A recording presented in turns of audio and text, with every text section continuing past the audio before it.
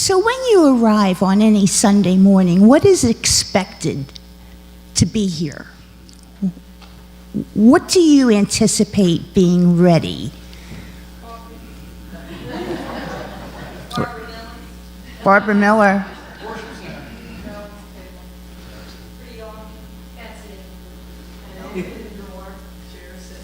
Chairs. The lights and the bills have been paid. The lawn was cut, and that's a huge undertaking, and it's constant, and somebody does that. Doors are unlocked, lights are on, bills got paid, chairs need to be cleaned once in a while, but mostly realigned every Sunday. Coffee needs to be on hand and prepared with all the condiments we enjoy. Freshly baked bagels, cut and ready to be consumed with all the various toppings on hand. Sound and video crew. Greeters were assigned. Ushers were assigned. Caring committee is heart and ear ready. Membership, welcoming team, alert and present. Teachers have prepared lessons and teacher helpers. Music, all the choir rehearsals. Kitchen cleanup crew. The kitchen area is just, I don't like kitchens.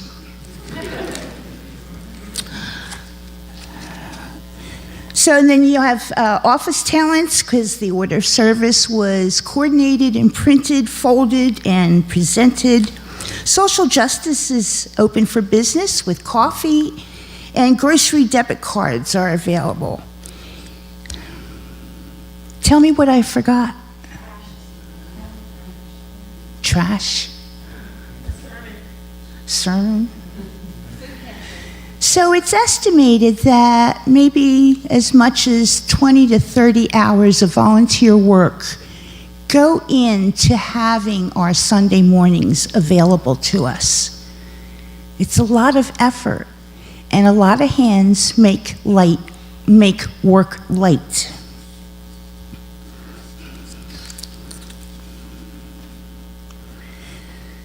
It is through the collection of each of us that makes this community so rich and alive. Many through your membership, many through your Unitarian Universalist values and beliefs, showing up and being in support of the whole, while others serve through the use of their gifts and talents, many coming during the week. We brought together some voices who will share their spin on why they do what they do.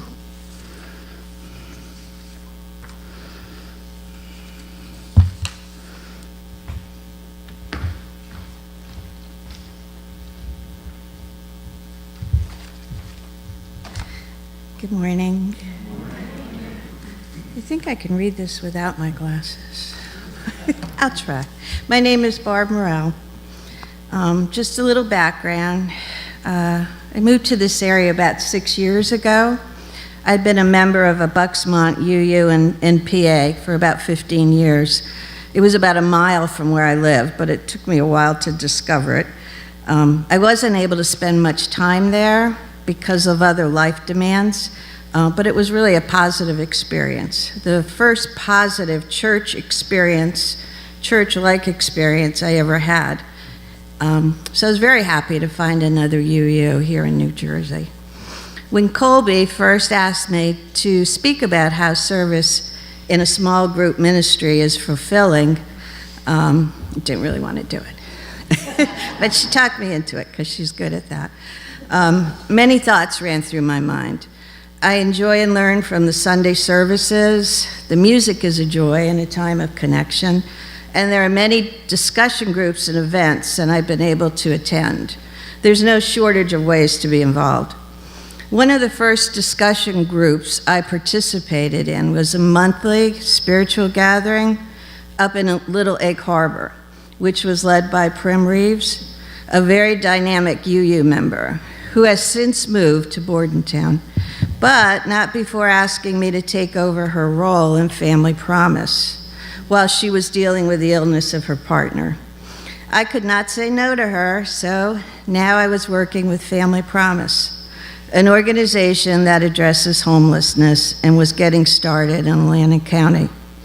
That was several years ago, and now our relationship with them is currently on hold. I have to say, however, there were many times that being part of that experience was fulfilling to me, and I could see it was for a lot of the other volunteers. On another note, while attending the Sunday morning service, you can't help but notice the collection of the food items by the children before they go downstairs. Seemed like a fun, responsible way to get everyone involved. So I found out that Carolyn Baum made up a list of people who then takes the food weekly to a food pantry, and I got on the list. When it was my turn, I took the food to the Tuckerton Senior Center food pantry, since I live up that way. It was overwhelming how grateful they were to receive several bags of food. That was my first experience, but it never changes. There are 2 food pantries in my town, and even though I'm not bringing a truckload of food, they are always incredibly grateful. It's humbling. A couple years ago, they even took the time to write a thank you note for the UUC SJS. Then Carolyn Baum moved and asked someone to take over making up the list for the food collection. Now that I make up the list, I started wondering, how did this food collection start? I asked Judy Pereira. She said it was going on when she started here, and she told me to ask Betsy Seawright. So I did. She thought it might have started in 1999 when Minister Dottie Stone was here. So that was an activity she would have been involved in. But she thought we should check with Marcia Hanna and Helen Utz, because they were standing just a few feet away. So we did. They both thought the food collection went back before 1999. Although Minister Dottie Stone might have enhanced the practice and the music that sends the children off. The practice of the food collection does not appear to be in every UU, but it appears to have been here for at least 20 years. What a great tradition to have, and something that even when children return, they recall being part of. Surprised and pleased it still continues. So for the facts, the food collected on Sundays is taken by a volunteer to a food pantry of your choice, or it's picked up later in the week, whenever it's possible. The pet food is accepted by the Egg Harbor Township Food Bank, but needs to be put in a separate bag. My food bank does not accept pet food, so I bring it to a rescue center. Sometimes Rhonda Clough will pick up pet food for the month, and that information will be posted by the food collection or emailed to volunteers. There's a box for items for the Coalition Against Rape and Abuse, which Peg Gillis checks and takes to them. Things like shampoo, conditioner, personal items. The list is posted there and all the services they provide. Now we have our own food pantry. Margaret Circle, the women's group that meets monthly, voted on providing an in-house food pantry for members, friends, and family. They will provide the food items and maintain the upkeep of the area. It's located down the front stairs, turn left, and open the closet door. Someone suggested we provide personal items, and maybe you could pick up food and drop it off to someone you know who needs it and they don't come here. Jesse Connor provided a large shelving unit, and there is a large motion light in there, so it's not dark. It's a closet without electrical. I play music in my car for my young granddaughters, and currently we're listening to music by the Beatles. The song All You Need Is Love came on, and after listening for a while, Rylan, who just turned 5, she was quiet, but then she got upset. That's wrong. That song is wrong. You need food. You need people. you need furniture. You can't live on just love. So I think she might be right, maybe not about the furniture.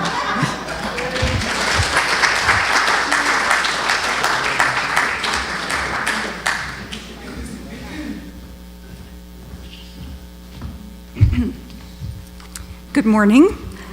I'm Janet Longo, and I'm the one who comes around during coffee hour with this dog-eared calendar and tries to convince you to be a usher greeter. Sometimes I get, here she comes again with a calendar. But most of you do rise to the occasion. Colby asked me to answer this question: what does your volunteer position mean to you, and how does it serve you? Well, it's something I can do. It's within my pay grade, and I'm kind of a gadfly. I enjoy coffee hour, and it kind of gives me an entree to approach you and talk to you and schmooze and that type of thing. So also, when I join a group, it's very important to me to contribute my fair share.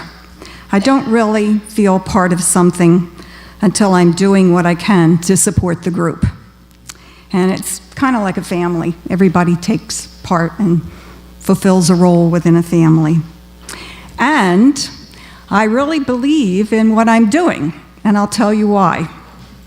I came from a Protestant church, and this is going to sound kind of sexist and anti-getting older, but at that church, the same elderly gentleman collected the offering, collected the money every Sunday. They must have done it for years. And then, in a Protestant church, I'm sure you know, there's a scripture and a sermon is based on the scripture. And one time, or every so often, someone from the congregation was asked to read the scripture. And I thought, oh, this is really great. You know, someone's being asked to participate. And then I came here, and I'm new, and I'm checking things out and checking out, wondering, you know, about things. And then I realized, so this is how it's supposed to be done. So that was really a revelation on my part. Concerning the mechanics of this job, the first thing I learned was, don't mess with the choir. I didn't, you know, what do I know? So I approached people and they would say, well, Barbara doesn't want us to do this. And then I learned the instructors downstairs that are working with the children, best not ask them. So those are a couple things I learned on the job. And then I did do a little innovation. I know Peg Felix is here, and I inherited the job from her. And one thing she gave me was paper guidelines, but it's kind of hard during coffee hour, drinking coffee, eating a bagel, circulating with the calendar, and you have the paper handouts. So I came up with the idea to attach the guidelines to the email that I send out to remind people that their Sunday is upcoming. So that's worked out well, Peg. And Betsy and Judy revised those guidelines, so they're pretty good. My goals are to have everybody be an usher greeter at some point in time. Sometimes I get foxed. I had my eye on a couple new members and they joined the choir.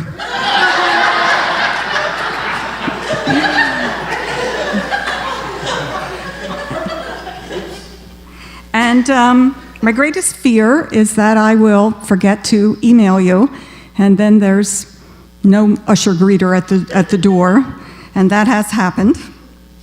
As far as improvements, I have thought about improvements. I know I went to one church and they had a badge for the greeters, you know, that said usher. And at the UU in Washington, they have a stole. The ushers and greeters wear a green stole, and I thought that was pretty nice. So in conclusion, this is part of membership, and they think it's going well. And if you have any suggestions how we can make things better, please let us know.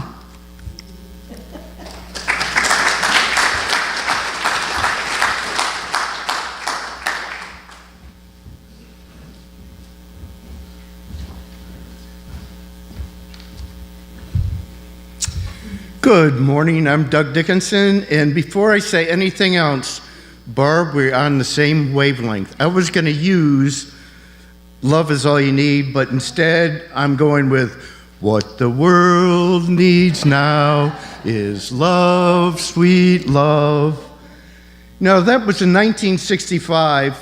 That was a song by Burt Bacharach, but it's just as relevant in 2016 as it was in 1965. Only we should also add compassion into the lyrics. I'm going to impart the impressions of the men's group that serve at the Asbury United Methodist Church, serving the homeless once a month. I happen to be well acquainted with Fran Higgins, the lady who schedules the appointments for different congregations and lines up if somebody drops out, she gets somebody to fill in.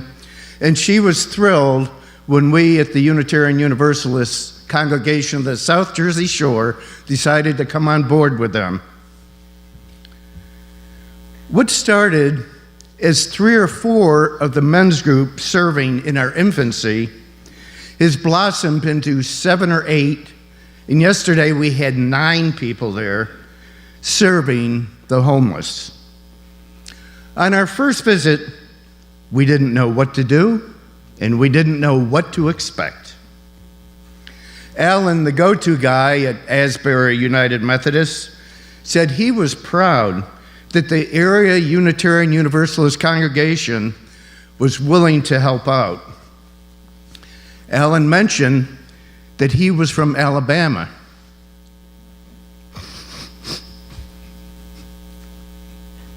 Tough one for me. And his parents were freedom fighters in Birmingham. They walked with Dr. Martin Luther King. As a young child, this is hard for me too.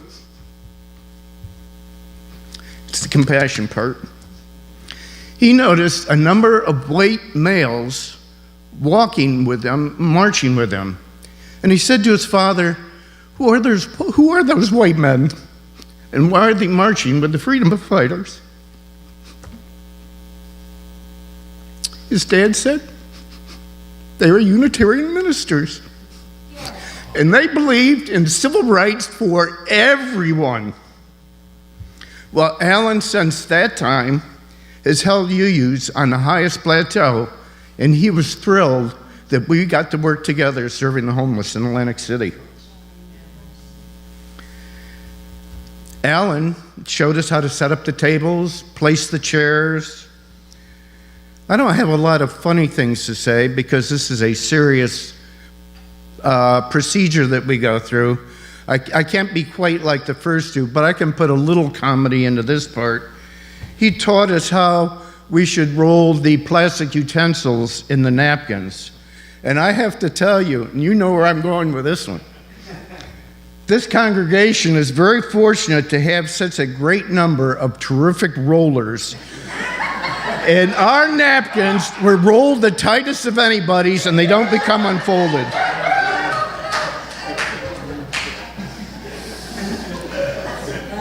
Alan also taught us how to display the clothing that gets donated to the homeless, especially in the wintertime. And we have to separate the men's clothing from the women's clothing. And yes, we get a lot of children's clothing because we understand, but the public outside of us doesn't understand there's a lot of homeless children out there also. We are also cognizant of our first principle, the inherent worth and dignity of every person, and also of our second principle, justice, equity, and compassion in human relations. We don't care why these people are homeless. We don't care if it's drugs. We don't care if they lost their jobs and lost their homes. We don't care if it's domestic issues. We were there for one reason. We serve over 300 meals a month to these people. These are real people, and they have a basic, real need, and it's called food. From our meager beginnings, we have grown into a finely tuned machine. We have streamlined our mission. When we first got there, everybody kind of took one position. They did that every month. But now, I guess you could say we're cross-trained. Whatever we have, we never have too many people. Somebody always has to be there to wipe off the tables when one group leaves and another one comes in. So we can do almost everything there, and even Charlie Roberts does a lot of the cooking. Now, the men's group has also donated a freezer to Asbury Methodist so they can buy items when they are on bulk or on sale. And also, I would like to thank this congregation for your monetary donation last week, which I believe was over $800, right, Kathleen? To help Asbury United Methodist Church purchase supplies. Everyone in our men's group that serves at Asbury United Methodist is humbled by the simple assistance we give to the homeless on the third Saturday of every month. And as Bob Dylan said in a song a long time ago, we all have to serve somebody sometime. Thank you.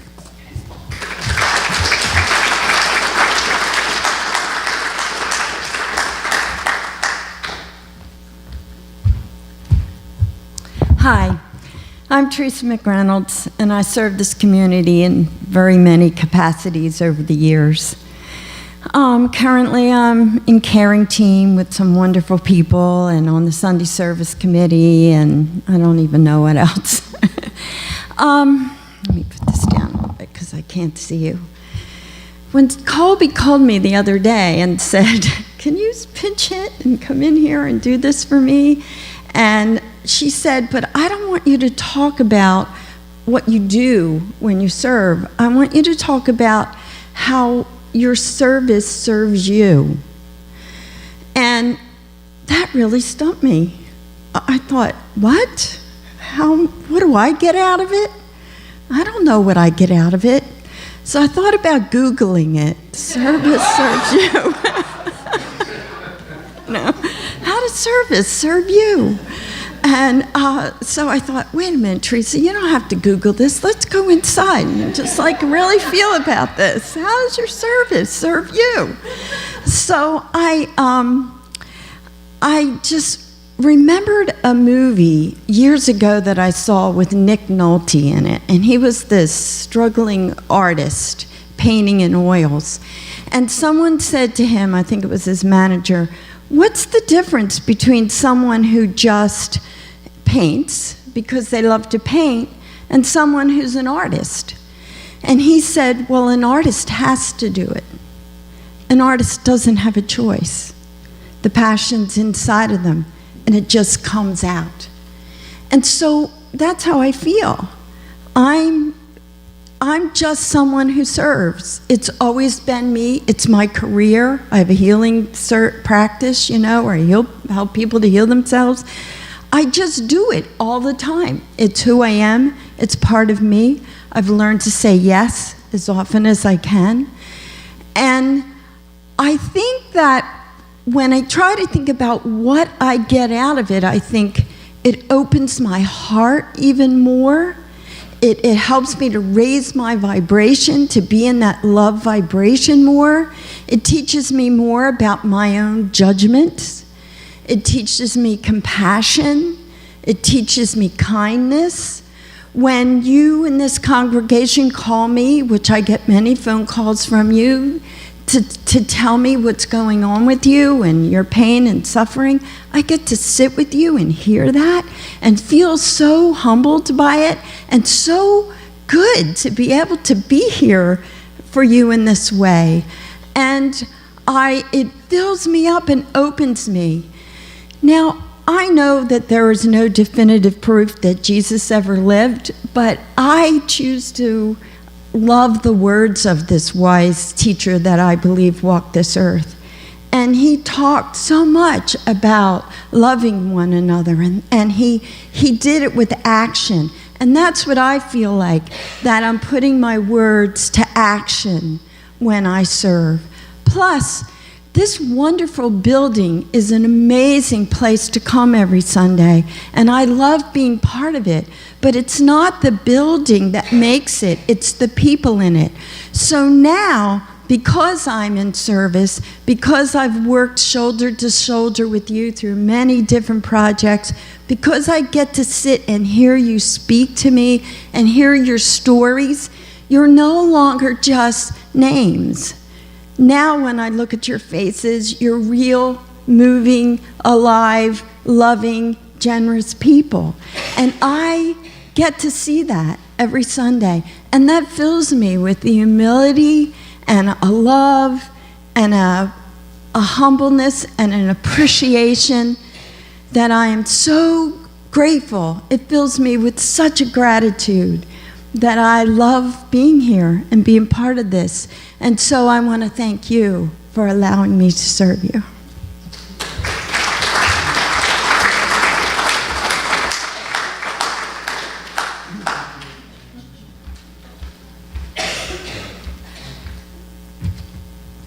Because I had to follow Teresa. Good morning, I'm Marian Maine, and I do the newsletter on the website. Oh. Okay. All right, so when thinking about how to serve a community with some kind of personal ministry, it helps to ask 3 questions. What am I good at? What do I like to do? And what needs doing? Any task that fulfills all 3 is a win. When our first newsletter editor, Andy Kreutzer, or maybe it was Eric Avedissian, it's in the mists of the past, stepped down in 2000, he said, "I have faith that someone will step up." I thought to myself, well, I can do that for a while. And here we are, 18 years later.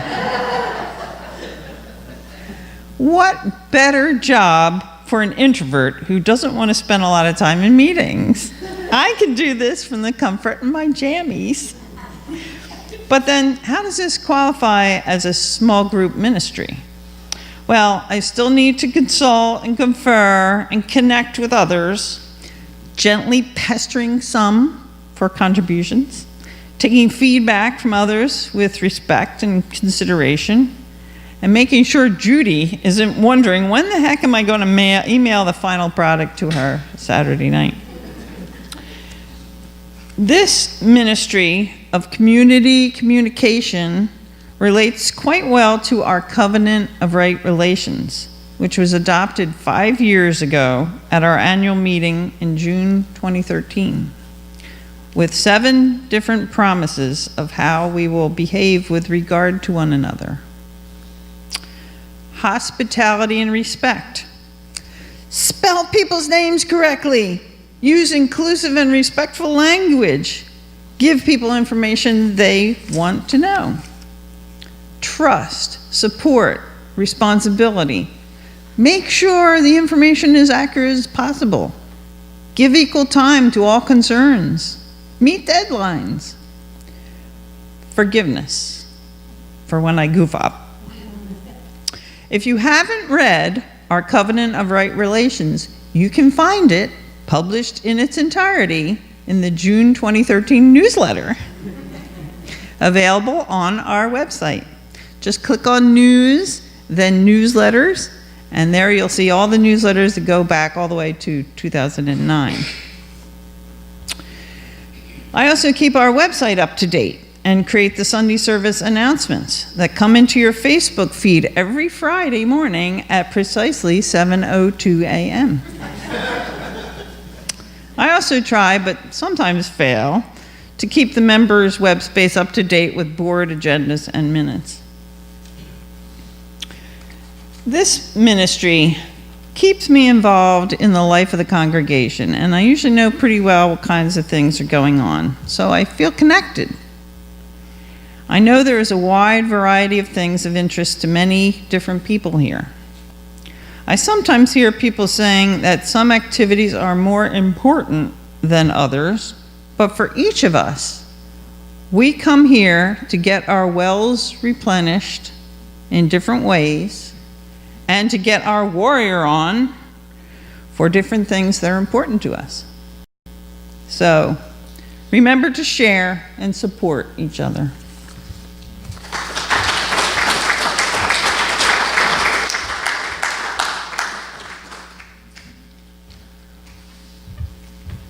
See, we're so rich and alive. It is through the individual efforts that make up the character and ministry of this congregation, growing and changing, nurturing, challenging. Richard Javinsky, thank you for bringing the opportunity to me for me to be up here today, along with Reverend Dawn. And I want to thank all of you, each one of you, for being a brick in the foundation of this beloved community of mine. Every one of you is significant and needed. Janet, Barbara, Marianne, Doug, Teresa, thank you so much.